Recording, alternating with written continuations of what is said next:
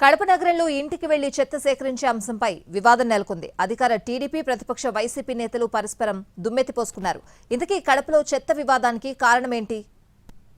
నగరపాలక సంస్థపై విమర్శలతో విరుచుకుపడ్డారు టీడీపీ ఎమ్మెల్యే మాధవి. నగరంలో చెత్త సేకరణ జరగడం లేదని విమర్శించారామె.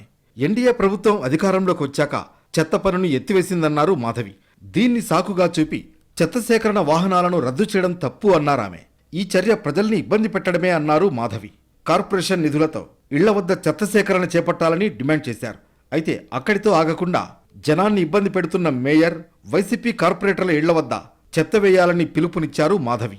ఎమ్మెల్యే మాధవి కామెంట్స్ పై ఘాటుగా స్పందించారు మేయర్ సురేష్ బాబు. ఎన్డీఏ ప్రభుత్వం చెత్త పన్ను రద్దు చేస్తూ జారీ చేసిన జీవోను చూపించాలని డిమాండ్ చేశారు. ఎమ్మెల్యే మాధవి అవగాహన లేకుండా మాట్లాడుతున్నారని దుయ్యబట్టారు ఆయన.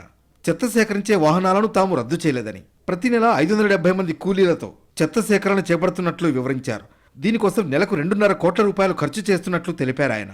చెత్త సేకరణ కోసం ఏడాదికి 75 కోట్ల రూపాయలకు పైగా ఖర్చు చేస్తున్నట్లు చెప్పారు మేయర్ సురేష్ బాబు.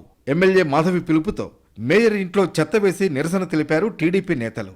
అంతేకాదు, ఎమ్మెల్యేను కించపరిచేలా మేయర్ మాట్లాడడం తగదన్నారు. అయితే నగర ప్రథమ పౌరుని ఇంట్లో చెత్త వేయడం ఎంతవరకు సమంజసమని ప్రశ్నిస్తున్నారు వైసీపీ నేతలు. టీడీపీ నేతలు ఉద్దేశపూర్వకంగా గొడవలు సృష్టిస్తున్నారని మండిపడ్డారు. టీడీపీ, వైసీపీ నేతల పోటాపోటీ నిరసనలు ఉద్రిక్తతలకు దారితీశాయి. దీంతో రంగంలోకి దిగిన పోలీసులు ఇరుపక్షాలను చెదరగొట్టారు. తన ఇంటి వద్ద చెత్త వేశారని తెలుసుకుని హుటాహుటిన చేరుకున్నారు మేయర్ సురేష్ బాబు. అధికార పక్షంపై విమర్శలు చేశారు. ప్రశాంతంగా ఉన్న కడపలో ఎమ్మెల్యే మాధవి అల్లర్లు సృష్టించడానికి ప్రయత్నిస్తున్నారని ఆరోపించారు.